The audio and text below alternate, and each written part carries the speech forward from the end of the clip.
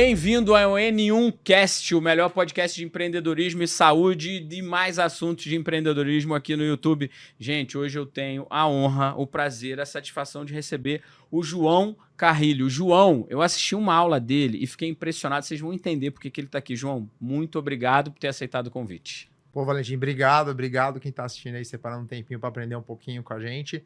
É uma grande honra estar aqui, é um grande prazer e espero contribuir, conseguir transbordar aí tudo que a gente vem aprendendo ao longo dessa trajetória. Legal. Pessoal, sobre o podcast, né, sobre empreendedorismo, eu sou muito cético e sou muito crítico, João. E quando eu assisti tua aula, eu te mandei mensagem, isso no ano passado, e comentei com todo mundo. Foi uma das aulas mais bem preparadas, uma das aulas que fez assim minha cabeça explodir sobre a mentalidade de um empreendedor, porque eu não tenho vergonha de dizer, né? Eu fundei o WebDite, mas eu acho que eu estava num momento muito favorável, né? E as coisas deram muito certo. Tudo bem, tem o mérito da empresa, mas a gente olha para o mercado de startup, para o mercado de tecnologia, não existe essa história de inventei um programa e fiquei milionário. Precisa de muito preparo. E naquela aula eu fiquei impressionado. Eu queria que nesse primeiro momento, João, você... Que parte sua você vai apresentar agora? Como empresário, como mentor, como professor, a tua pegada de tecnologia? Quem que a gente vai conhecer primeiro aqui? Pô, legal. Primeiro, fico honrado de falar que foi a melhor aula, ou uma das aulas que você aprendeu, porque eu nem sou professor, né? Eu sou só uma pessoa apaixonada pelo que eu faço e estava compartilhando só um pouquinho a trajetória que a gente estava vivendo, né? Que a gente tá trilhando.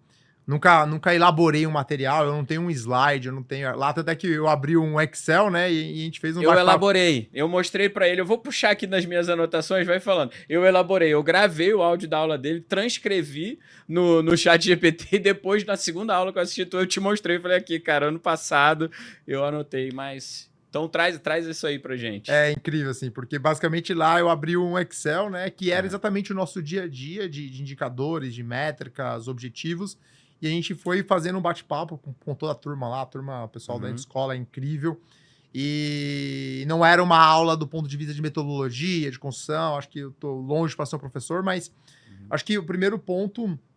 meu nome é João Carrilho, eu tenho 35 anos, eu empreendo há 6 anos, mas intraempreendi no mundo corporativo, eu tive a oportunidade de entrar numa empresa, crescer bastante e ajudou a formar quem eu sou e o que me ajudou a empreender, né? Eu sou CEO e fundador do Curso Educa, nós somos uma plataforma de tecnologia para a área de educação, mas focada para creators.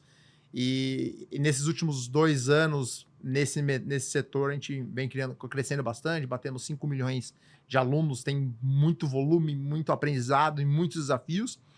E o mais legal de tudo isso é que a gente só está começando. Acho que a primeira ponto que o empreendedor tem que ter, ele tem que ter uma visão, né? Ele tem que querer muito saber onde ele quer chegar, né? Porque a jornada não é fácil, a jornada é difícil. Então, se eu fosse mostrar a primeira parte de quem eu sou, acho que eu sou um cara muito apaixonado por tudo que eu faço. Acho que eu fui apaixonado como funcionário, como CLT, acho que fui apaixonado como empreendedor, fui apaixonado como amigo, como pessoa, e estou sendo apaixonado como um líder e como empreendedor. Acho que o primeiro ponto é paixão.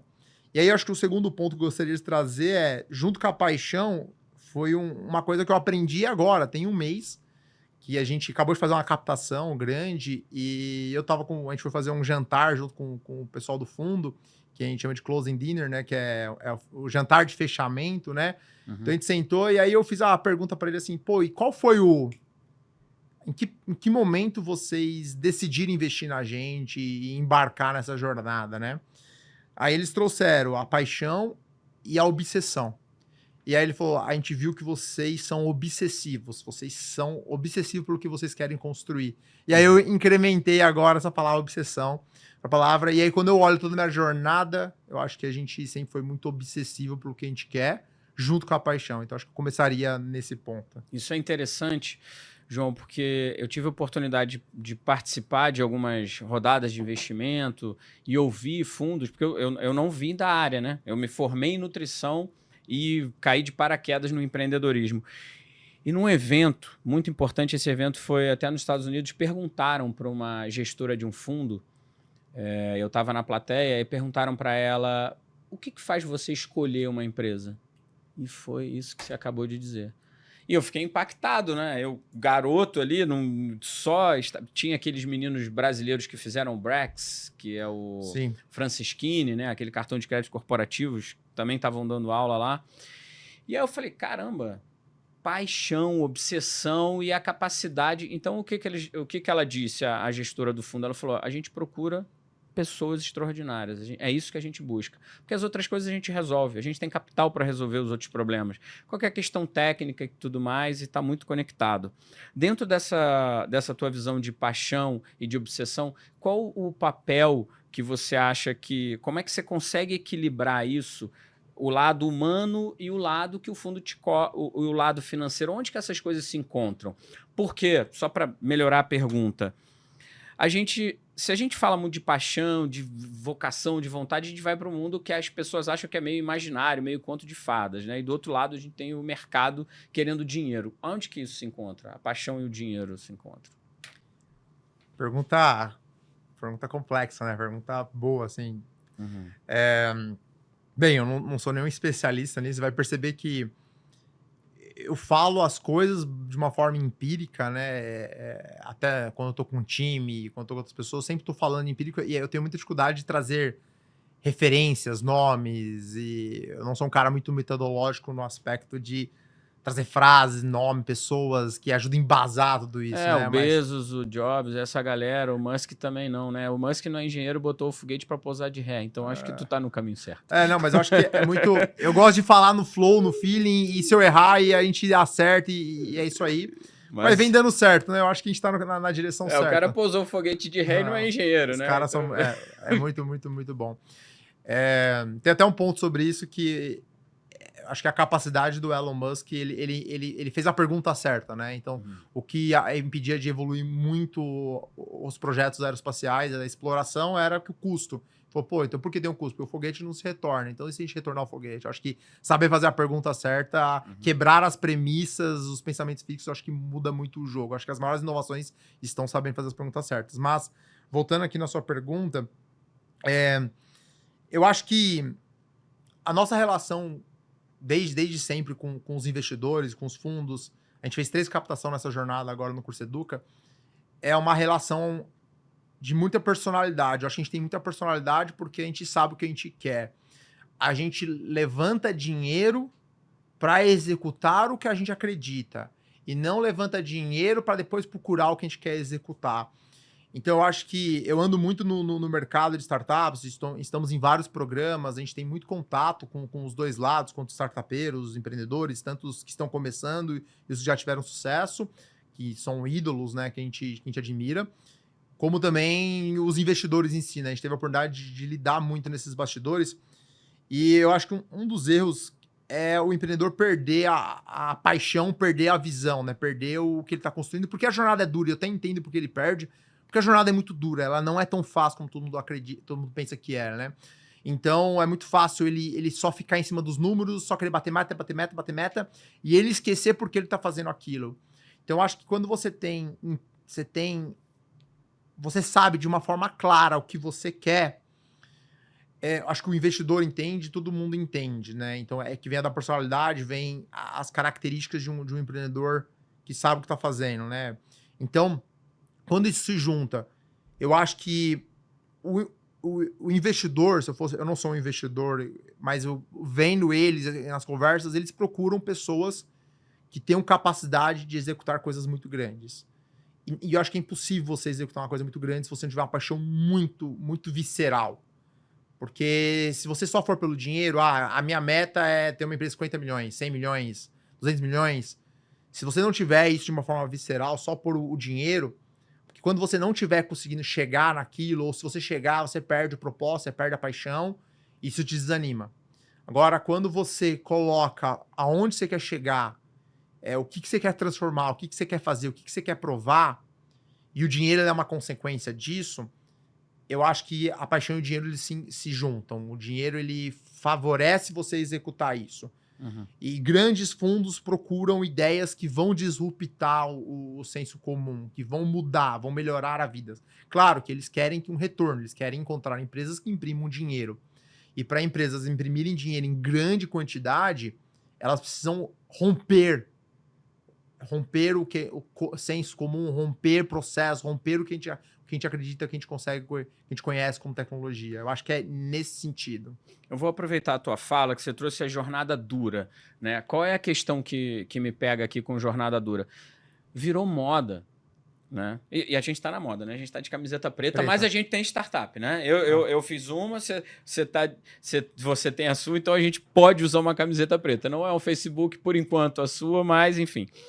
Vamos lá. Virou moda ter startup e ser inovador, ir para o Vale do Silício, passar uma semana e voltar e montar uma empresa. João, como que você enxerga esse movimento aí? Como é que a gente separa o joio do trigo nessa coisa? Muita incubadora, virou moda, é cool falar sobre ter uma startup, tecnologia, ter um aplicativo. Parece que o negócio do futuro é ter um aplicativo. Como é que você enxerga e abre a mente da gente para isso? Cara, eu penso que... Você trouxe o jornada dura, né? E tem uma, sei lá, um senso comum aí que parece que a coisa é fácil, quer fazer um código e acabou. E virou um Zuckerberg da vida. Eu acho que startup virou um negócio, né? Ele virou um negócio, então você montar programas, montar cursos, porque tem interesse, se tem interesse, tem dinheiro, se tem dinheiro, tem pessoas construindo negócios em cima dali. Mesmo pessoas sabendo que aquilo não é tão... Mesmo, às vezes, eles ensinando aquilo que eles não acreditam, mas tem um dinheiro, tem uma demanda, né? Eu acho que talvez o que virou moda foi que essas pessoas de tecnologia, esses empresários de tecnologia que antes eles eram dos bastidores, eles não apareciam tanto, eles passaram a aparecer até por um efeito, um resultado das mídias sociais. Então... Agora, o Elon Musk começou a aparecer na Forbes, começou a aparecer em capa de revista, começou a passar da entrevista. Então, eles viraram celebridades. Então, começaram a mostrar poder, começaram a mostrar vidas inacessíveis, né? Então, viraram celebridades. Então, a mídia social, ela escancara e mostra isso. E aí começou a mostrar que pessoas de tecnologia são você pega assim, as 10 maiores empresas mais valiosas do mundo, 7, 8 são de tecnologia. Então isso mexe muito com as pessoas de querendo construir algo. E aí como isso vira um negócio, o mundo tem muito dinheiro. E aí parte desse dinheiro ele é investido em empresas de tecnologia. Então ele une esses dois, une a vontade com de você querer exponencializar, né? O caso da Nvidia, que a empresa virou trilionária. Então, o pessoal quer investir... Acho que teve um efeito até da pandemia, que as empresas de tecnologia na pandemia foram as que mais cresceram em 2020 e 2021, né? Teve até um crescimento desenfreado, aí muitos fundos de investimento começam a injetar rios e rios de dinheiro em diversas startups, aí é oferta e demanda. Você tem muita oferta de capital, você tem poucas empresas para poder pegar esse capital, então essas poucas empresas que estão ali pegam muito dinheiro mesmo, perdendo a racionalidade se aquilo é possível, né? Então os valuations, os múltiplos se desespera, então você sai dos fundamentos, né, do que é real e o que não é real. Então ele teve esse boom, acho que ali, que foi muito intencionalizado, muito intensificado ali em 2020 e 2021, que já tá voltando para a normalidade, eu acho que... Uma bolha, né? Quase vamos dizer que é uma bolha. Todo ano eu vou por alguns eventos de tecnologia nos Estados Unidos, e aí ano passado eu fui, aí se eu comparo o evento 2021, 22, 23 e 24... eu vejo que 23 e 24 já deu uma esvaziada daquele desejo de montar startup, etc., porque os valuations já voltaram às normalidades, esse negócio de imprimir dinheiro fácil meio que acabou. Então, eu acho que respondendo diretamente eu acho que tudo virou celebridades e tem muito dinheiro, e aí todo mundo quer ter esse dinheiro fácil, quer sair na Exame, nas grandes notícias, falando...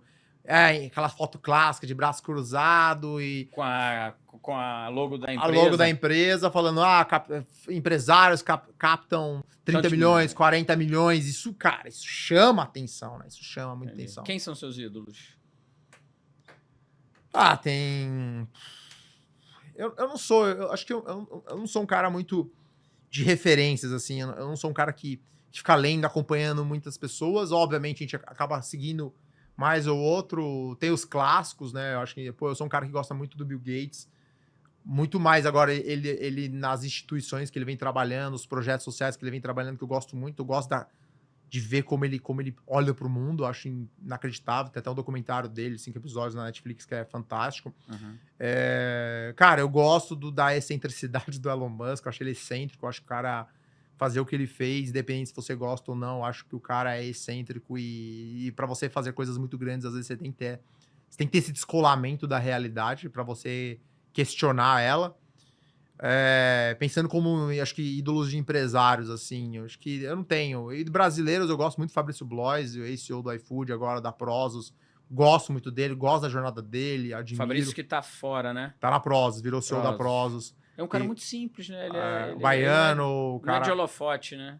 Ele criou um Instagram em inglês produzindo conteúdo, ele... Compraram agora, a Prozos comprou a Decolar.com, enfim. Tem Guilherme Bechimol da XP, acho que tem vários tipos de empresários, posso fatiar aqui, mas eu não tenho um ídolo assim de, vou lá tirar foto com esse cara, ou faço questão de conhecer, não. Acho que o pouco que eu vejo já me inspira e etc. João, eu quero pegar e tentar montar aqui uma ideia. O quanto de coragem teve que você, até os 29 anos, você era CLT? Isso. Né? Então, você está há 6 anos na jornada empreendedora. Deixa eu abrir aqui para você. O quanto você teve para começar? A Curseduca foi a sua primeira startup. Vamos lá. O que o João, CLT, como é que foi esse shot, né? Esse mix aí? Foi coragem?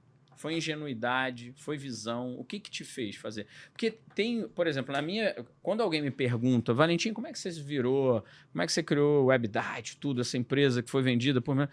Eu falo, cara, porque eu era ingênuo. Eu não fui genial no final porque eu era ingênuo. Eu simplesmente não tinha medo da concorrência. Porque você entrou, João, vamos combinar, né? O mercado estava estabelecido. Você tem uma forma de fazer, e você pode mergulhar na Curseduca para mostrar o que ela tem de diferencial, mas você trouxe mais um carro. Tudo bem que o teu é o Tesla. É um carro voador, mas é um carro. Já tinham outras. Você tem outros players no teu segmento. Se eu estiver errado, pode me corrigir, mas parece que você está no segmento de educação, uma plataforma com múltiplos referenciais. Você foi corajoso, você foi visionário, você foi ingênuo. O que te fez apostar tudo numa coisa que já existia? E tinha alguns caras grandes aí, né? Eu acho que, primeiro, você tem que entender o seu contexto, né? Então, eu preciso olhar o meu contexto. O meu contexto, eu trabalho numa empresa que estava crescendo muito. Muito. Você pode falar? Sem a Segura, né? É uma empresa na área de cibersegurança, dá para ver no LinkedIn lá. Tá. É uma empresa que cresceu muito. Eu entrei lá em 2010, então passei quase 10 anos lá dentro e Sem a Segura só foi surgir em 2015 para 2016. Então, passei por várias áreas, aprendi muito. Era uma empresa muito pequenininha, de 7, 8 colaboradores, 10 colaboradores, não lembro bem. E aí eu fui ficando lá, a gente foi crescendo, eu aprendi muito. E aí, de 2016, 17 até 2019, a empresa cresceu muito, né? Muito, muito, muito mesmo, né? Então, cresceram em número de funcionários, eu cresci em salário e bonificação e oportunidade de aprendizado. Uma coisa é você sair para empreender, uma coisa é você começar empreendendo. Você é novo e você quer empreender, porque você sempre quis empreender, porque você tem vontade de empreender. Você quer montar uma loja, você quer montar uma fábrica, um Já serviço. tá no sangue, né? Você quer empreender, você não quer trabalhar para ninguém. Isso acho que é um ponto. Outro ponto é você entrar no mundo corporativo, lá dentro você ser mandado embora e você já tá meio puto e você quer empreender. Essa é uma outra coisa. Outra coisa é você ser mandado embora e não conseguir arranjar outro emprego, e a única opção que você tem é empreender, pegar aquela... Você empreende porque alguém tomou a decisão por você. Você não foi o ator, o agente, né? Legal. No meu contexto, eu tava numa empresa que tava crescendo muito, eu tava aprendendo muito, eu tava chegando nos 30 anos de idade, tinha um puta de um salário, minha vida era muito confortável, e mesmo assim eu queria empreender. Então, o ato de você querer empreender, você tem que pedir as contas, tem que se demitir. Mas se demitir, você tá lá com 30 anos, onde você tá numa empresa que você sabe que vai crescer muito mais ainda, porque ela tá indo bem. Você não sai quando ela tá mal. É muito fácil você sair quando tá mal. E já é difícil. Mas quando ela tá bem, você tá sendo reconhecido, você tá fazendo tudo certo, você tá numa das áreas que mais cresce no mundo, que é a cibersegurança, você sabe que não tem empresas fabricantes. Então, Foi muito difícil. Então foi um processo longo, de um ano e meio, para decidir sair. Então eu já tinha o Curso Educa em paralelo, já tentava fazer algumas coisas com ele, mas nunca dando certo. Já tinha um piloto dele, já tinha um piloto, já tava rodando um piloto, mas legal. nada. Então, quando eu fui tendo... Aí você começa... Eu fui ficando indignado com várias coisas na empresa, você começa a ter conflitos. Qual empresa? Com a que você tá? Conta. Então, você vai... Porque você já quer sair, você já tá puto, você já quer ir embora. Então, você pedir as contas é um processo difícil. E eu lembro que quando eu decidi me demitir, foi em maio, mais ou menos maio de 2019, meu só foi sair em novembro, na hora de pedir as contas e abrir mão de um baita de um salário, deu medo, deu muito medo. Então, porque quando você vai fazer o cálculo no papel de pão lá, você fala assim, pô, quanto eu tenho que vender para ter o salário limpo que eu tenho hoje? Puta, é difícil demais. Mas o motivo principal de ter saído, eu posso trazer visão, posso trazer propósito, posso trazer um monte de coisa aqui. Os discursos bonitos. Mas no fim, na essência, no core, é por causa de ego. Então você fala assim, cara, eu saí pra empreender porque eu queria ser mais. Queria ser maior. Então acho que foi muito de ego, assim. Eu preciso provar pra mim mesmo e para as pessoas à minha volta que eu sou capaz de construir algo muito maior. Então acho que teve uma parada muito egocêntrica cara, eu quero provar que é capaz. E aí eu vou te falar, não é só o ego, mas tem o mercado, tem o setor. Eu saí de um mercado de cibersegurança, que eu tinha 10 anos de experiência, um puta networking, para ir para um outro setor, educação. Então foi muito difícil.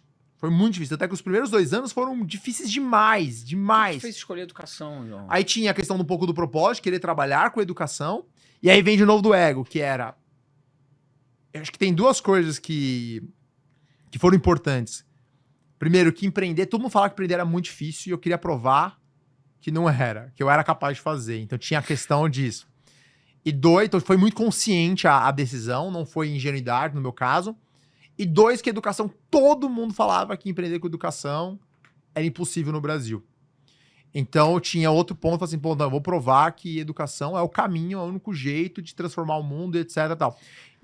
E aí vem o lado, aí tem a história bonita, que aí eu posso ir pro próximo episódio, mas tem a história bonita, romântica, que geralmente é a que eu vou contar num livro, etc, mas acho que muito... A de verdade é... Quer dizer, alguma empresa do ramo de educação no Brasil não recuperou a senha do João, ele ficou puto e falou, então eu vou fazer a minha. Foi isso, ele vai contar no livro essa história. Alguém não mandou direito a recuperação de senha dele, ele ficou puto e deu trabalho. Cara, interessante isso. Vou te puxar para o seguinte. Na tua aula, o que mais me chamou a atenção na tua aula, eu olhei a aula ali, eu tava falando, cara, um puto startupeiro, cara e tal, mas a hora que você foi pro fundamento, eu falei, cara, esse cara é startupeiro ou é professor de economia? Como é que é isso? Aonde que a irreverência, que a disrupção, que tudo isso que você fala muito bem, que é a tua vivência, aonde que isso se encontra com número, com meta, com... Cara, a explicação que você deu sobre as fases de captação, o quanto capta, qual é o múltiplo e quanto eu preciso ter... Eu falei, cara, aula de economia, uma aula de administração, uma aula de startup. Quando é que isso se encontrou? Já tinha essa característica ou você desenvolveu? Né? Isso para mim é importante. Porque o que eu estou querendo trazer, turma? O que o João apresentou ali, né, nessa aula dele, que me impactou muito, era a visão de um cara empreendedor. Pá, cabeça, porra, porque tem que fazer e tal. Mas volta aqui. Aqui está o número, isso aqui tem que chegar aqui. Se não chegar nisso aqui... Como é que isso se conecta ali? Legal. Só vou trazer mais um adendo sobre Vamos. tomada de decisão. Eu lembro que eu tinha colocado no papel que eu tinha chegado onde chegado, eu saí do zero lá, dos 19 aos 29, e então eu saí do zero, estagiário, ganhando R$800, até um puta de um salário em 10 anos. E aí eu tomei a decisão e falei assim, e eu já tinha um entendimento que o dinheiro era o recurso mais abundante no mundo, o que faltavam eram empresas boas para pegar esse dinheiro. Uhum. Então eu lembro que eu falei, pô, se eu demorar 10 anos, saindo da onde eu tô, dos meus 30 aos 40, não é possível que eu não consiga construir uma coisa muito maior. Então eu lembro que isso foi o meu maior gatilho da tomada de decisão. Eu falei, eu já conquistei muita coisa, eu já tenho muito conhecimento, muito aprendizado, eu tô no auge meu da energia dos 30 anos, então não é possível que eu, em 10 anos, não consiga construir algo muito maior, que 10, 20, ganhar 10, 20 vezes maior, né? Então, beleza, foi o ponto de tomar a decisão. E aí, quando eu entrei para empreender com startup, uma coisa que eu tinha certo era, eu quero construir uma startup, eu quero fazer equity, eu quero fazer a empresa escalar, eu não queria ter uma empresa de serviço, eu não queria ter uma software house, não queria ter uma consultoria, eu queria ter um produto, porque eu tinha passado por isso no CS Seguro, eu tinha passado por todas as fases. E aí, a primeira coisa que eu tive que aprender ao longo da jornada foi... Eu sempre fui um cara muito de energia, assim, de paixão e executar por muita, muita, muita energia, sabe? Eu sempre fui energia massiva em determinada coisa pra coisa acontecer. Mas sempre com visão muito de longo prazo. Então eu consigo pôr muita energia por muito tempo. Muito tempo. Então, porque não é só consistência, é consistência com intensidade. Porque tem muita gente consistente no mundo. Mas você ser intenso por muito tempo é muito difícil, sabe? Ser intenso todos os dias, etc. E aí eu Vou te cortar. E tem gente que fala que não é possível, né? Ou você é intenso, ou você é constante. Muita gente pregando que você tem que ser uma pessoa mais constante, é a constância que vai fazer o negócio de longo prazo. Inclusive, eu brinco com uma hashtag na internet que é intenso até que seja. Até que seja, tem que ser intensidade. É porque, cara, acordar cedo, 6 da manhã, tem um monte de gente acordando todos os dias durante 10 anos seguidos. Então, acho que não é só constância. Você tem que ter intensidade, você tem que pôr muita energia para quando o negócio acontecer. E por que eu tô falando para responder a sua pergunta mais técnica? Porque eu sabia que só o improviso não ia dar. O improviso, ele funciona. Na minha visão, tá, gente? Não tem nenhuma regra aqui. Eu acho que tem pessoas muito mais bem-sucedidas que é só o improviso, etc. Eu falo que funciona para mim. E cada um tem a sua ideia. Mas eu percebi que pra eu acessar dinheiro grande, eu precisava também saber jogar o jogo do dinheiro grande, não só o jogo do dinheiro pequeno. Então, eu sempre, desde o início, quando eu comecei a empreender, eu tinha que ter acesso a dinheiro grande pra gente fazer coisas grandes. Porque se eu fosse fazer totalmente do bootstrap sozinho, que a gente fez durante 2 anos e meio, eu ia demorar 10 vezes mais tempo. Então, eu vou chegar no mesmo lugar, mas sem dinheiro, você demora 20, 30 anos para fazer algo muito, muito, muito grande. A não ser que você seja muito genial. Eu não sou um cara genial. E aí, eu percebi que eu precisava saber acessar o dinheiro grande o mais rápido possível. E esse mais rápido foram quase 3 anos, tá? Então, esse é o mais rápido. E aí, eu tive que entender o mercado. Então, a primeira coisa que eu tive que aprender foi: quais são os requisitos? Quais são as premissas? Quais são as premissas de um fundo de investimento? Quais são as premissas de você captar 100 mil reais, 1 milhão de reais, 10 milhões de reais, 50 milhões de reais? Tem que ter premissas. Então, se você não entender as premissas, como você vai jogar o jogo? É que nem você entrar numa liga de futebol e você não saber qual liga é, você não saber quem são os times que estão jogando, você não saber que posição você tá e o que você precisa para melhorar. Então, você tem a parte da intensidade, da paixão, da obsessão, mas você tem que ter a parte técnica. Então, você vai pegar uma startup, cara, para você captar 10 milhões de reais, o que você precisa? Quais são as regras para aquilo? Entendeu? E se você não entender esse jogo, você vai pôr uma puta energia, às vezes, no lugar errado. Então, eu gosto de entender o jogo que eu tô jogando. Eu gosto de entender o tamanho do meu concorrente. Eu gosto de entender o tamanho do mercado que a gente tá atuando. Qual é o potencial máximo que eu tenho nesse mercado? Então, por exemplo, para você captar, sei lá, vou dar um exemplo. Eu quero captar um Série A, desculpa os termos, depois a gente pode até explicar, mas para mim captar um Série A, quero captar, sei lá, nos Estados Unidos, 10 milhões de dólares para um Série A, diluindo 15 a 25% da sua empresa. Pô, quanto você tem que estar faturando? Qual é a taxa de crescimento? Qual é o tamanho do mercado que você tá? Então, você não pode chegar num fundo que houve 200 startups por mês e cheio de achismo. Você vai ter teses, mas elas têm que ter um pouco de fundamento. E aí foi a parte que eu tive que me desenvolver. Porque... Onde você estudou isso? Onde você desenvolveu? Pesquisando, conversando, entendendo. Então, por exemplo, eu chegava muito tinha um startupeiro que tinha acabado de captar. Eu ia lá conversar com ele para entender. Então, aí uma coisa que vem da obsessão. Eu sempre pegava quem eram os melhores, quais são as startups que faziam isso de uma forma muito hábil e como eu podia fazer muito melhor. Então, aí vem da performance, né? Quando a gente entrou no primeiro fundo, para mim, a gente tinha que ser o melhor do portfólio. Então, para saber que, para ser o melhor do portfólio, quem eram os melhores? Então, você tem que saber em que posição você tá. Então, você tem que saber o que é alta performance e o que não é alta performance. O Joel fala muito sobre isso, né? Como você sabe que você está em alta performance? Se você está numa escola e tem 10 salas de aulas e a sua sala de aula está em primeiro, você está em alta performance. Mas se o seu colégio está em último na cidade, você não está em alta performance. O colégio não está em alta performance. Mas se o seu colégio está entre os 3 melhores da cidade, você está em alta performance. E assim por diante. Então, se o país, do Brasil, está em último lugar do mundo, você não está em alta performance. E é por isso que muita gente vai estudar em Harvard, porque ele quer estar em alta performance frente ao mundo. Mas quando você entra em Harvard, frente ao mundo, você está em alta performance. Mas quando você está na sua sala de aula, você está em último, está em alta performance na sua sala. Então, startup é a mesma coisa. O que é uma startup em alta performance? Qual é a taxa de crescimento dela para o tamanho dela? Então, você tem que ter benchmark, você tem que ter um quadro, pra você entender. Então, por exemplo, se uma startup que fatura 10 milhões de reais no ano e ela está crescendo 10% por mês e o resto das startups com 10 milhões de faturamento está crescendo 2, 5%, você está em alta performance. Então, a gente pode aprofundar mais sobre isso, se precisar. Legal. Eu quero trazer uma questão que acontece, João, o tamanho da startup, né? Quando você começa, tá tudo sob seu controle. Você consegue olhar tudo, você coloca a mão em tudo. E em que ponto, né, o tamanho da startup começa a se tornar um problema para ela?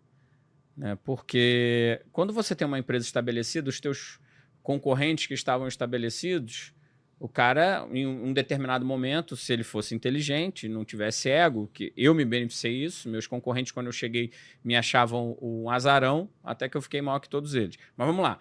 O teu concorrente te olha, só que ele é muito grande. Para ele se movimentar é muito difícil. São vários departamentos, vários setores, vários gerentes e tudo mais. E o que eu vejo hoje de mercado, e não são palavras minhas, até uma observação do Nizam Guanais, que ele falou muito interessante, mudou, inverteu. Não é Davi contra agora. O problema das empresas são os pequenos, são muito rápidos. Como é que você não...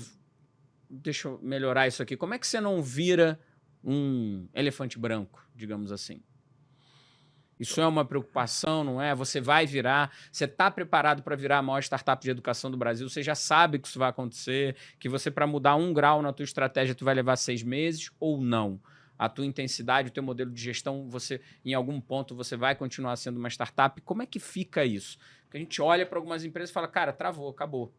Agora está vulnerável, vira um grande alvo, né? Bem suscetível a ser atacado. Eu acho que eu tenho um amigo que falava assim que nós somos o tamanho da nossa empresa, né? Nossa empresa a nossa empresa é do nosso tamanho, né? Uhum. Se eu fosse do tamanho do Silvio Santos, eu teria um SBT. Então, o Curseduca é do meu tamanho, né? Então, como eu sei que eu sou o teto da empresa no aspecto de meta, de puxar, de trazer as pessoas e fazer ela crescer, eu tô o tempo todo me desafiando, eu tô o tempo todo fazendo eu ficar maior em ambição, maior em mentalidade, maior em performance física. Então, eu sou esse grande gargalo, então eu tô o tempo todo buscando repertórios para expandir. A empresa ela tem 3 portes, vamos dizer assim, pequeno, médio e grande, né? Então, empresas pequenas é muito fácil, porque você consegue navegar na ineficiência das médias e grandes empresas. Então, você é rápido, você não tem um custo de uma empresa grande, e você tem a velocidade de uma empresa pequena. Então, você consegue ter uma empresa de 1, 2, 3, 5 milhões de faturamento, às vezes até 10 milhões de faturamento, dependendo do setor, e ser considerado uma empresa pequena, porque você tem 50, 100, 200 colaboradores, você consegue navegar com mais velocidade, né? Até aí, a empresa grande, ela te olha lá, ela sabe que você pode ser um incômodo, mas você não traz tanta ameaça para ela, porque você ainda é muito pequeno, você tem muita vulnerabilidade ainda, você não se consolidou, tá? O grande problema acontece quando você começa a ficar médio. Você começa a virar uma empresa média, que vai lá seus 10 aos 50 milhões de faturamento, os 10 aos 100 milhões de faturamento. Você já começa a ter vários problemas, porque você não é rápido igual uma empresa pequena, você não tem o mesmo poder de uma empresa grande, e você tem o mesmo custo que uma empresa grande. Então você está no pior dos lugares que para estar. Você é atacado pela empresa grande e você é atacado pela empresa pequena. Então você não consegue fazer a mesma qualidade da empresa pequena e nem a mesma qualidade da empresa grande. Você tá, num momento que é onde está a taxa de mortalidade. Tem um livro chamado O Mito do Empreendedor que fala sobre as 3 diferenças da empresa. É um livro muito bom para quem quer começar a empreender. Repete o nome? O Mito do Empreendedor. Tá. É um livro muito bom para quem quer começar a empreender. Eu já li ele umas 3 vezes e eu gosto muito dos fundamentos dele, tá? Então, quando você chega com uma empresa média, você precisa virar grande. Uma questão de sobrevivência. Se você ficar no meio lá, você tá ferrado, cara. Você vai ter as piores margens, é muito difícil, tá? O que uma startup ela faz? Ela precisa crescer muito rápido. Então ela tem que sair do pequeno pro grande muito rápido. Por isso que ela capta muito dinheiro. Porque ela é pequena, ela não é uma ameaça uma grande, mas em 2, 3 anos ela ficou muito grande. Porque ela tem uma injeção de capital tão grande que ela já ficou tão grande, tão rápido, a empresa grande não consegue fazer mais nada. Ela já é uma realidade. Então, o caso do Nubank é um grande exemplo. Então, porque você encontrou uma brecha no mercado muito grande, se o Nubank não captasse tanto dinheiro, ele não conseguia ficar grande rápido para virar já se consolidar. Porque se ele ficasse lento, crescendo lento, o que ia acontecer? Ele ia dar tempo para os grandes bancos se inovarem e matar ele. Por isso precisa crescer rápido. Então, por isso que startup, que quer jogar o jogo grande, startup mesmo, ela precisa captar. Ou ela precisa ter um modelo de negócio tão absurdo, que gera tanto caixa que consiga se retroalimentar, ela crescer muito rápido. Então, eu tenho consciência que se o Curso Educa não capta e não cresce muito rápido, eu sou uma presa fácil. Então, eu vou dar tempo para uma empresa grande conseguir se adaptar e me matar. Então, esse é o ponto. Hoje eu tenho empresas concorrentes muito grandes, que têm muito dinheiro, que eles levam 1 ano, 1 ano e meio, 2 para me atacar. Se eu levar 1 ano e meio, 2 anos para inovar ou crescer rápido, eu sou uma presa fácil e eles matam. Eles têm muito mais dinheiro para me matar, muito mais força para me matar. Então, por isso que você não pode em startup crescer de forma lenta. E por isso que fundo olha muito tração. Velocidade de crescimento. É o item dos mais importantes. Você tem capacidade de crescer rápido, então eu vou injetar mais dinheiro para você crescer mais rápido. Esse é o ponto principal. Se você for captar crescendo pouco, 1%, 2% ao mês, 3% ao mês, ou 20% ao ano para uma empresa pequena, ele fala assim, tá, por que você quer precisar de mais dinheiro? Porque eu preciso injetar 10, 20, 30 milhões e fazer a empresa triplicar, quadruplicar para ela crescer. Entendeu? Então deu para entender nisso? Você não pode ficar no meio para startup, tá? E como que você... João, você acha que você consegue, depois dessa jornada, manter a tua empresa grande com a agilidade da pequena ou isso é impossível? O que você acha disso? Bem, eu não consigo responder o que vai ser no futuro. Acho que eu nunca cheguei nesse ponto com uma empresa minha mesmo, eu com autonomia. Já fiquei numa empresa grande e eu vi que é muito difícil. E eu já vejo no Curso Educa os desafios que eu tenho. Porque isso mina margem, mina qualidade, mina... Velocidade é um adorno, né? Então, hoje eu já vejo no Curso Educa desafios já. Coisas que antes eu fazia em 2, 3 dias, já estão demorando 1 mês, 2 meses. Já começou a ter morosidade no processo, já comecei a perder velocidade. Isso acontece por N motivos, porque cometer erro já dói mais, você já é mais exposto, você já não controla todas as variáveis, já começa a ter desafio. Para tentar minar isso, eu tento, primeiro, eu ser rápido, eu não perder agilidade, não perder velocidade, então eu continuo me desafiando constantemente, estando perto de pessoas que se desafiam, pessoas que me mudam, quebram essa minha inércia, e eu tenho que trazer uma cultura de velocidade para a empresa. Para isso acontecer, eu preciso trazer líderes que sejam rápidos. Então, o processo de contratar lideranças é muito importante. Tem que entender quais são as áreas que eu preciso ter um pouco mais de lentidão e um pouco mais de zelo, tipo áreas administrativas e financeiras, porque você precisa ter um pouco mais de cuidado. Mas áreas que eu necessito de velocidade, eu tenho que trazer líderes velozes para poder fazer isso acontecer. Então, se eu vou te responder, nós vamos conseguir ser rápido daqui 1, 2, 3, 5 anos? Eu não sei dizer, mas eu vou lutar para continuar rápido. Hoje você olha para o concorrente, você olha para o seu concorrente para se inspirar, ou você já passou dessa fase, ou você nunca olhou, e você tem muito claro o que é o Curso Educa. Pergunta a concorrência, ela mexe na tua bússola ou não? Ela mexe na empresa, que automaticamente mexe um pouco em mim, sim, mexe nas variações, mas eu nunca fui o cara de me inspirar. Eu não sou um cara que precisa de uma referência para fazer. Então, eu quero dizer com isso, eu não sou o cara que vai entrar num site para modelar. Eu gosto de olhar para os nossos clientes, olhar para a situação e eu trazer as ideias e inovar. Então, por isso que eu estou em masterminds, eu estou em eventos, porque eu gosto de olhar e extrair coisas novas. É por isso que a gente tenta ao máximo inovar. Eu evito entrar na plataforma concorrente e ver como eles estão fazendo. Tanto é que você vai no Curso Educa, os nomes são diferentes, a forma de configurar é diferente. Isso traz uma certa dificuldade, porque a gente quebra um pouco o padrão do mercado, então você tem uma curva de aprendizado um pouco maior, às vezes pode ficar mais difícil, porque às vezes você fez de um jeito mais burro. E tem funções do Curso Educa que eu falei, porra, cara, realmente foi mais burro, né? Mas tem funções que foram nossas, proprietárias, e que é o que nos diferenciam. Então você consegue se diferenciar um pouco mais nessa direção. Então eu tento ao máximo, Valentim, buscar inspirações de outros setores do que estão fazendo para tentar inovar. Então o concorrente, sim, ele afeta, porque a gente fica sabendo pelos indicadores, quando você perde um cliente, quando um concorrente está atacando você mais diretamente, ou quando ele solta uma função exatamente igual a que você tem. Mas eu tento ao máximo não ficar olhando, porque isso me limita muito. Eu sou um cara muito criativo, eu sou criativo. E eu odeio, acho que tá por personalidade, de copiar os outros, assim. Qual é a tua posição hoje na curso? Qual é que você desenvolve mais, digamos assim? Você é o CEO? Você é o... Hoje eu sou o CEO, mas assim, o CEO basicamente, grande parte do meu papel é relacionamento com os fundos, relacionamento com parceiros, buscando talentos para dentro da empresa, líderes que vão assumir a área. Então tem a parte muito de pessoas.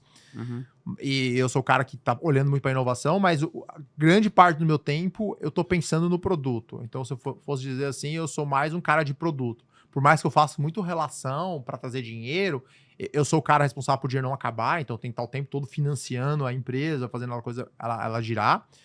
Mas eu tô o tempo todo olhando pro H2 e o H3 da empresa, olhando pro ano 2 e o ano 3, pensando em inovação. Porque eu odeio ter que competir por preço, ou ter que competir pela mesma... pelo que todo mundo está competindo. Então, eu tô o tempo todo procurando novas fontes de crescimento, né? A gente participou do programa da Endeavor, chamado Scale Up, e a primeira pergunta que eles me fizeram no kickoff lá foi: o que você precisa fazer para a empresa crescer 10x, que é para a empresa crescer 10 vezes? E essa pergunta, para mim, já valeu o programa inteiro, porque eles me deram um método, que foi: o que você precisa fazer na empresa hoje para ela crescer 10 vezes? Então, essa é uma pergunta que eu me faço diariamente. O que eu preciso fazer para crescer 10 vezes? Porque quando você entende isso, eu não fico mais brigando por uma performance de 2, 3%. Eu vou olhar para o lugar que eu vou alavancar a empresa, que eu vou de fato mexer no ponteiro. É fácil? Obviamente que não. Leva tempo para conseguir isso. Como é que você vai crescer 10 vezes? Hoje... Óbvio, gente, que o João ele tem uma limitação estratégica, que ele não vai contar o plano estratégico dele todo, né? Vocês têm noção de que o que ele puder colocar pra gente.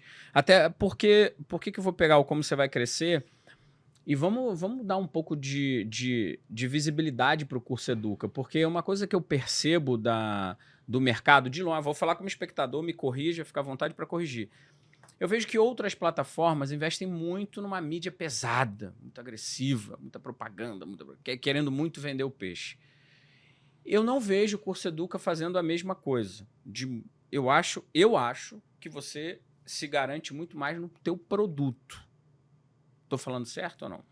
Acho que tem um pouco de cada. Eu acho que eu não tenho o produto ideal, acho que não é o melhor produto do mundo. A gente sabe, a gente tá olhando a cozinha, olha os pontos, mas eu olho também os indicadores, todos os indicadores, a gente tá sempre olhando churn, olhando NDR, né, que é Net Dollar Retention, o quanto a gente tá crescendo dentro da base. Todos os indicadores são muito saudáveis, por mais que um problema ele sempre... Ele mexe muito mais. Quando você tem problema com um cliente bom, pô, isso embarulha muito, né? Mas quando você olha para as estatísticas, a gente tá indo bem. A gente investe sim em tráfego, mas aí tem um outro ponto que é mídia pesada. Se você investe muito em tráfego, só em tráfego, ele é um canal de aquisição muito copiável. Muito fácil de copiar. Qualquer um entra na biblioteca de anúncios lá, modelos criativos, consegue entender a estratégia e trazer para dentro. Então, fundo, ele tem muito... E isso que é legal, às vezes, muito da estratégia de fundo, tá? Eu tô falando bastante de fundo porque é o que o Valentim trouxe para mim aqui também, o fundo, ele te provoca o tempo todo para você está te provocando para você saber quais são as suas alavancas de crescimento, quais são os seus canais proprietários. Então, eu fico grande parte do tempo pensando quais são os canais que vai fazer a gente crescer de forma mais sólida nos próximos 12, 24 meses, né? Então, tráfego, ele é um canal confortável, porque você põe o dinheiro lá, aperta o botão, varia criativa, etc. Mas ele é um canal copiável, tá? Então, é um canal difícil. Então, eu tô o tempo todo procurando outros canais para a gente ter canais proprietários, que aí precisa estar junto com a estratégia do 10x. Mas no final do dia, cara, você tem que encontrar um produto que as pessoas querem, que resolve uma dor real. Então, a gente começou com uma commodity, você falou, tem vários concorrentes, então eu entrei no mercado que era uma commodity, e a gente vem aprofundando. Por que eu entrei como uma commodity no início? Porque eu sabia que tinha uma oportunidade ali, que os players estavam fazendo, tinha espaço de eu poder fazer com mais velocidade, e a gente explorou essa oportunidade. Mas essa estratégia, ela funciona por um período, 1, 2 anos no máximo. Mas se você não faz o trabalho do futuro, porque esse futuro uma hora chega, se você faz uma tecnologia que você demorou um mês para fazer, qual é o tempo que um concorrente demora? Ele demora um mês para fazer, ele copia em um mês ou até às vezes em 15 dias, porque se já fez, ele vai lá e replica. Se você tem uma função, um serviço que você demorou pouco tempo para fazer, você é muito copiável. Então, grande parte do tempo é você pensar em tecnologias, ou soluções, ou cultura, ou serviços, sei lá, quer que seja, que se você demorou mais tempo para atingir aquilo, pô, você tem uma pista na frente do seu concorrente, né? Que é o caso da OpenAI. A OpenAI começou lá em 2015, montou um time de peso, com muito capital. Quando eles colocaram isso para rodar e ganhou a grande visibilidade lá em 2021 para 2022, porra, os concorrentes tiveram, eles têm 3, 4 anos na frente de tech para buscar, mas os concorrentes buscam, porque o Google ele entra atrás colocando dinheiro, a Amazon entra atrás colocando dinheiro. Então, mesmo ele com 2 anos de vantagem, olha como os caras estão vindo correndo atrás. São grandes empresas vindo atrás de você para pegar esse dinheiro, tá? Então, o meu papel aqui é, se eu consigo desenvolver coisas que é difícil copiar, me dá mais tempo para reagir e pensar na próxima grande oportunidade, tá? Então, para falar como eu resolvi o 10x, grande parte do tempo eu tô pensando como as pessoas vão aprender daqui 1 ano, 2 anos, 3 anos, 4 anos. Eu tô o tempo todo questionando sobre pessoas. Como eu aprendo hoje? Como meus amigos aprendem hoje? Como eu acho que eu vou aprender daqui 6 meses, 1 ano? Quais são as empresas mais inovadoras estão fazendo? Então eu tô o tempo todo olhando como vai ser, para me dar tempo de me conseguir antecipar, validar, e na hora que chegar eu tô na posição certa para crescer. Então hoje o meu 10x é como as pessoas vão aprender daqui 2 anos, daqui 1 ano? Como uma criança vai aprender, como um jovem vai aprender, como um adulto vai aprender? Eu preciso olhar mercado, preciso olhar comportamento humano. Porque se eu não entender isso, como eu vou criar uma solução para isso? Sacou? Então o 10x é uma certeza que eu tenho. O mercado que eu estou está crescendo, está estagnado ou está diminuindo? Isso tem que saber. Então, eu acredito que o mercado que eu tô, que é de creators, ele é um mercado que só tá crescendo. Então, ele é um mercado que vai dobrar daqui 5 anos? A gente entende que sim. Se ele é um mercado que vai dobrar em 5 anos, estatisticamente, eu dobro em 5 anos. Então, porque eu tô na média. Se eu tô na média, eu vou dobrar em 5 anos. Porque o mercado tá dobrando em 5 anos. A não ser que eu vá pra direção errada ou eu não aproveite isso. Mas se eu sei que eu não sou a média e eu quero ser acima da média, então em 5 anos eu não posso dobrar. Eu tenho que, pelo menos, triplicar. Porque eu tô acima da média. Mas eu consigo quadruplicar? Porque eu não sou só em cima da média, eu sou muito em cima da média. Beleza? Então, você começa a entender quais são os elementos que eu preciso, aonde eu tenho que investir na empresa pra gente crescer 10 vezes e encontrar uma via de crescimento nossa. Porque quando você começa a crescer, as pessoas começam a copiar. Então aquela via, aquele canal, ele começa a esgotar e perder performance. Então você tem que estar olhando ao próximo e o próximo canal, e assim por diante. Qual a importância, João, do relacionamento com o cliente? Porque a gente olha hoje para a tecnologia e, no meu ponto de vista, a tecnologia está virando uma commodity. Eu acho que principalmente com inteligência artificial, pelo menos o que eu vejo da equipe de programação da Banlec, que é uma empresa que eu invisto hoje, estou bem próximo do time de tech, a velocidade está muito grande. O Copilot ali, a galera tá... O que um programador fazia em 1 mês, ele está fazendo em 2 dias, né? Não tô falando... Não vai acabar a profissão de programador, o programador não deixou de ser importante, mas tem coisas chatas que o programador fazia, tipo, eles me mostram, né? Que eles escrevem um código, eles pedem, dão uma função pro Copilot e o Copilot volta a função. né? Eles sobem a matriz do banco de dados e falam, cara, eu quero extrair isso, isso, isso. Me dá, acho que como é que é o nome que vocês falam? Me dá qual é a requisição que eu tenho que fazer, qual o código que eu tenho que fazer para extrair tua informação. Entrega na hora. Bem, tecnologia vai virar commodity. Qual é o teu diferencial ali? Eu acho que a AI, ela, obviamente, como foi o telefone, como foram outras tecnologias que mudaram a forma drástica que a gente faz as coisas, eu acho que a AI é mais uma delas, com um agravante que a gente não sabe o teto disso, né? Acho que a AI realmente... se você assistiu um podcast do Sam Altman com o Bill Gates no começo do ano passado, que eles falaram que todas as empresas de SaaS vão sumir nos próximos 5 anos, né? Então, pô, eles estão fazendo uma previsão, né? Então, aí você questiona, pô, eu sou um SaaS, né? E aí, Pô, agora eu vou morrer daqui agora eu 5 fiquei anos? preocupado. Se eu tivesse assistido o Sam Altman e o Bill Gates falando que o futuro do meu negócio ia acabar, eu não ia estar bem, não. Isso, e aí, obviamente, você começa a questionar, né? Você começa a questionar se você tá no lugar certo, o modelo Eu de não negócio... estaria treinando para Ironman. Você tá treinando para Ironman, alguma coisa assim? Porque eu tô te vendo fitness pra caramba. Fazendo... Eu já estava com Rivotril, tá? Se o Sam Altman e o Bill Gates falam que o meu negócio vai acabar, mas conta essa aí. Aí, obviamente, pô, eu fiquei um ano pensando por que ia acabar e como a gente ia fazer pra não acabar, então, etc.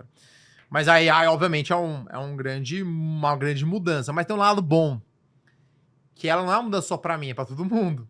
Então, se tá tirando meu sono, tá tirando sono tanto do dono da Google, como tá tirando sono do meu concorrente direto. Então, tá tirando sono de todo mundo, cara. Isso é um fato. Então, tá todo mundo no mesmo barco.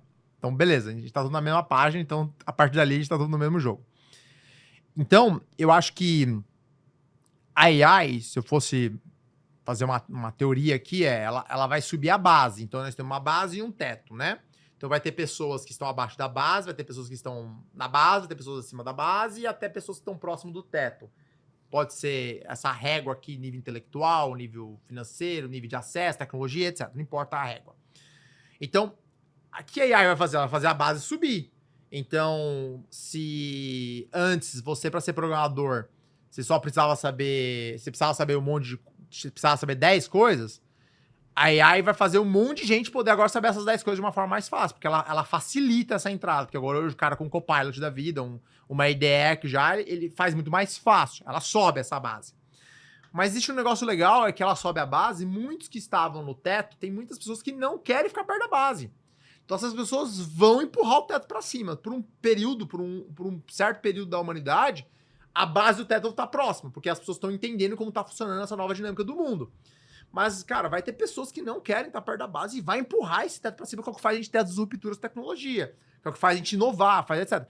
E um outro lado legal é que um monte de gente passa a ter acesso a coisas que ninguém tinha acesso antes, e passa a também inovar. Então você fica mais democrático o negócio. Como o YouTube deixou mais democrático para artista, alguém pode chegar lá e estourar, é mídia social. Ficou mais democrático. Você vai reduzindo esses lobbies. Porém, vai sofisticando. Você fazer com coisas ruins não funciona mais, como é o podcast só gravar. Então você tem que sofisticar como um todo. É aí que eu acredito que a AI surge. Agora todo mundo consegue construir um agente.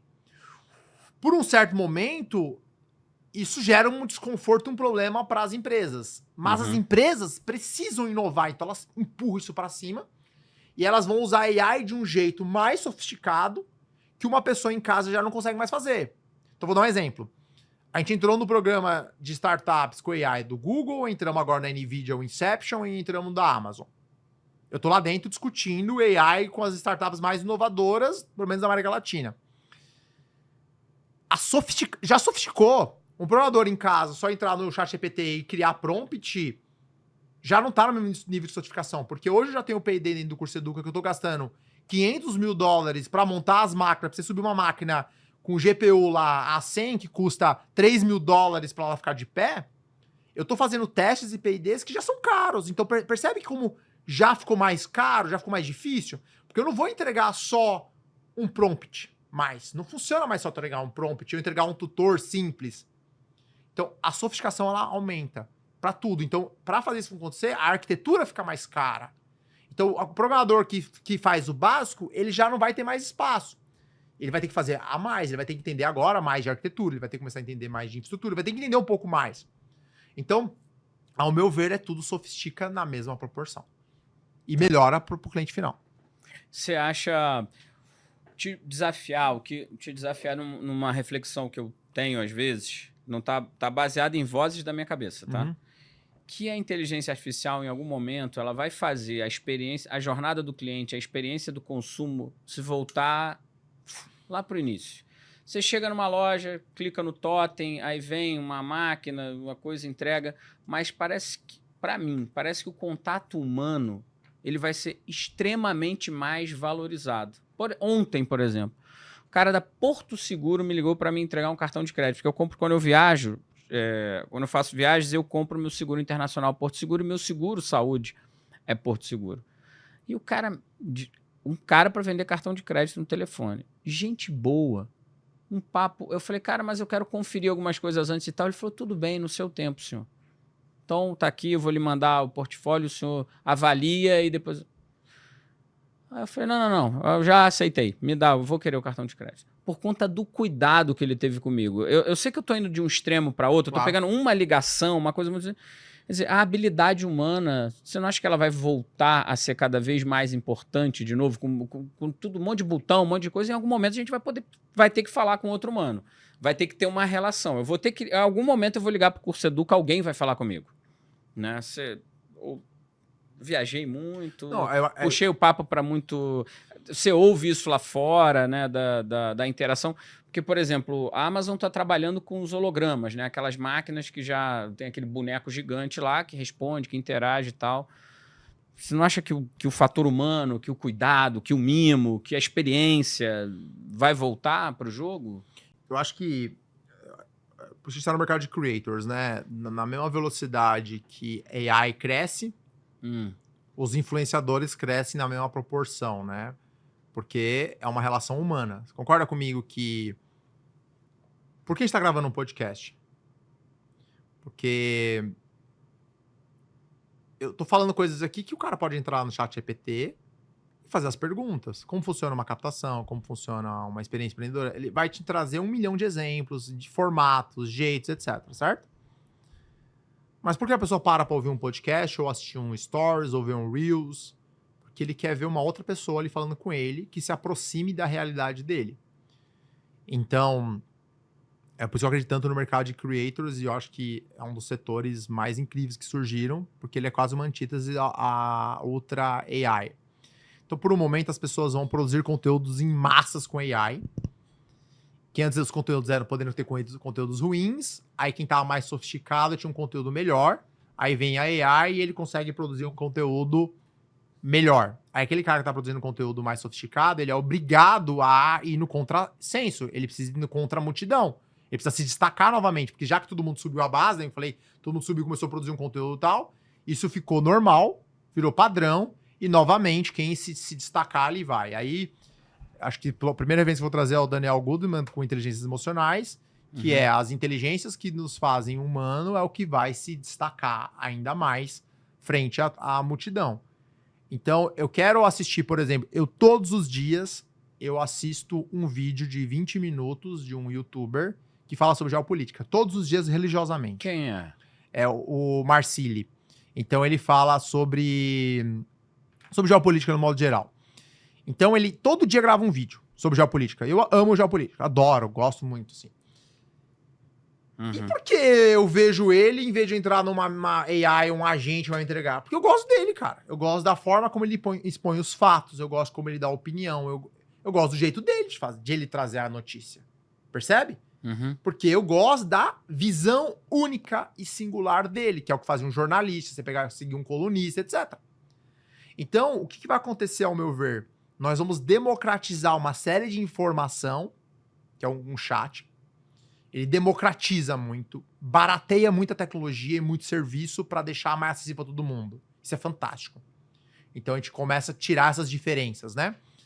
Em contrapartida, os seres humanos, ações de seres humanos vai ser mais caro. Mas vai obrigar a gente a fazer coisas melhores. Ao meu ver, posso estar errado. Legal. João, 1 hora, acredita? Caraca, já...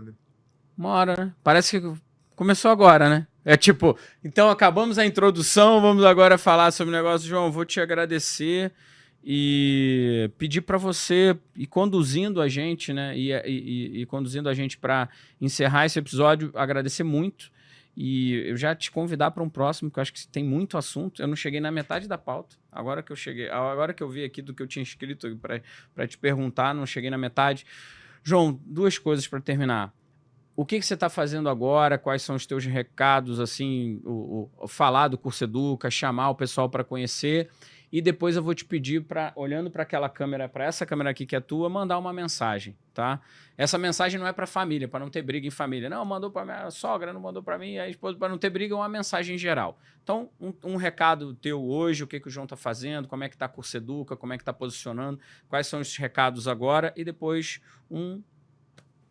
uma mensagem final. Legal. Acho que primeiro eu quero agradecer pela oportunidade. Espero ter conseguido endereçar alguns pontos, né? São assuntos densos, não sou especialista em nenhum deles. Gosto de trazer sempre a minha ótica sobre isso, né? Espero ter contribuído de alguma forma. Acho que o que a gente está fazendo lá hoje no Curso Educa, pelo menos agora a gente está começando a trazer um pouco mais de eficiência e refinamento de tudo que a gente já construiu nos últimos 2 anos para a gente preparar a empresa para o próximo passo. Eu estou muito, muito, muito focado em trazer inteligência para trazer o lado mais humano, incentivar cada vez mais o lado de comunidade das pessoas, fazer as pessoas de fato aprender de uma forma leve, rápida, se inspirando muito do que você pega um Duolingo da vida, onde a gente possa de fato fazer o aprendizado mais humano, menos artificial e mais único, aprender em comunidade, né? Então a gente está entrando no mundo corporativo também, a gente está trazendo grandes empresas que vão virar creators, a gente está vendo a nova era de business creators, então a gente fechou um baita de projeto com uma das maiores empresas da indústria farmacêutica e que a gente vai impactar milhões e milhões de pessoas com um grande poder. Então eu vejo que uma das grandes tendências em 2025, 2026 são empresas virando creators e trazendo a qualidade, trazendo cada vez mais refinamento para o nosso mercado. E um recado final, acho que uma mensagem seria: a gente tem, como empreendedor, quem quer empreender, ou até na nossa vida, né? A gente, como pessoas que trabalham em empresas, nós temos altos e baixos, né? Então, ontem, por exemplo, foi um dia muito difícil para mim. Assim, na verdade, essa semana foi uma semana incrível, com altos e baixos. Mas ontem, em particular, eu acho que eu tava quase tendo uma crise de ansiedade. Então, assim, eu tava com o peito fechado, eu tinha 2 agendas mega importantes. Eu acordei muito desanimado, mas muito mesmo, assim, cansado, dormindo mal, mesmo muita coisa acontecendo. Ontem foi um dia de muita tristeza, assim. Eu tava muito, mas muito sem vontade de fazer nada. E aí eu peguei minhas coisas, fui pro escritório e trabalhei um dia ruim, assim, um dia ruim, né? Que dá vontade de desistir de tudo. E aí eu voltei pra casa, uma sexta-feira, voltei pra casa, comi, fiz uma janta, tomei um banho e fui dormir. E hoje eu acordei muito bem. Então é isso, eu acho que vai ter os dias ruins, mas vão ter os dias bons, e eu acho que isso faz parte da vida, é o que nos torna humanos. Então, se você está passando por um momento de dificuldade, você está querendo desistir, busque novos repertórios, busque novas referências, e isso vai passar. Vai realmente passar. Então, acho que seria a última mensagem que poderia passar. Porra. João, obrigado demais. Obrigado. Eu reforço que eu sou teu fã, eu sou fã de pouquíssimas pessoas, eu realmente sou um cara muito crítico e a tua aula me impactou muito, as 2 aulas, agora o podcast esse eu vou assistir de novo.